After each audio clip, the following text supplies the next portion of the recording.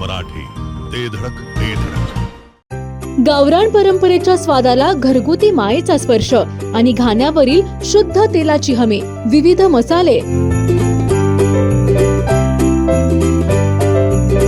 तुमच्या जेवणाला देतात परिपूर्णता. याशिवाय आपल्या जेवणासोबत तोंडी लावण्यासाठी सर्व प्रकारच्या चविष्ट आणि चटकदार चटणी आणि एकदम शुद्ध प्रतीचे घाण्यावरील ताजे तेल देखील आम्ही काढून देणार. तर आमच्याकडे विविध प्रकारच्या शेवया देखील खवय्यांचा आनंद द्विगुणितच करणार. महात्मा गांधी विद्या मंदिर समोर विट्याचा राजा कॉर्नर येथे आजच या आणि अनुभवा ओम श्री गुरुमाऊलीची झणझणीत दर्जेदार चव.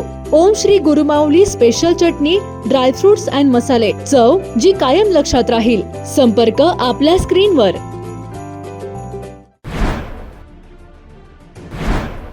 घाट माथ्यावर अवकाळी पावसासह तुफान गारपीट झाल्याने मोठी खळबळ उडाली आहे. तुफान वाऱ्यासह विजांच्या कडकडाट झालेल्या गारपिटीमुळे शेतकऱ्यांना मोठा दणका बसलाय.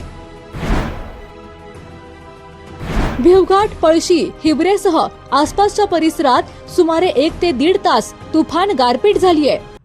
घाट माथ्यावरील भिवघाट, पळशी, हिवरेसह आसपासच्या परिसरात आज गुरुवारी दुपारच्या सुमारास अचानक झालेल्या अवकाळी पावसाने अक्षरशः जनजीवन विस्कळीत करून टाकले.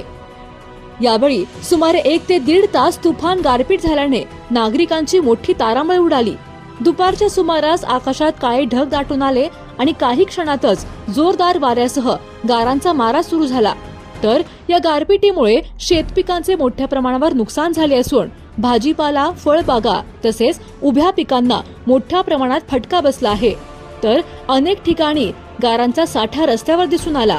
तर या अचानक बदललेल्या हवामानामुळे जनजीवन विस्कळीत झाले असून शेतकरी वर्ग चिंतेत आला आहे.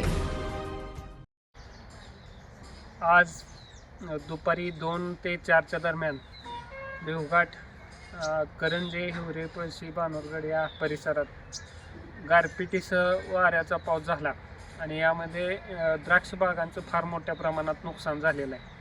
अक्षरशः द्राक्ष पिकं ही जमीन उद्ध्वस्त झालेली आहेत.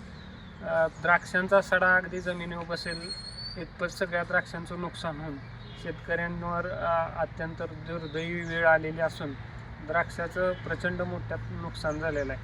त्यामध्ये पूर्ण वर्षाचं जे मेहनत असते शेतकऱ्यांची ते पूर्णपणे वाया गेलेली आहे.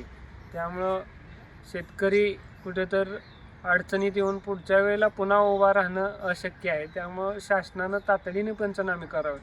ज्या शेतकऱ्यांचे बाग आहे, द्राक्ष बागेसाठी पीक कर्ज आहे, ते पीक कर्ज तातडीनं माफ करून पुन्हा पिकं घेण्यासाठी नव्यानं पीक कर्ज शासनानं देऊन शेतकऱ्यांना उभं करणं काळाची गरज आहे, अशी विनंती या ठिकाणी आम्हाला करायची आहे.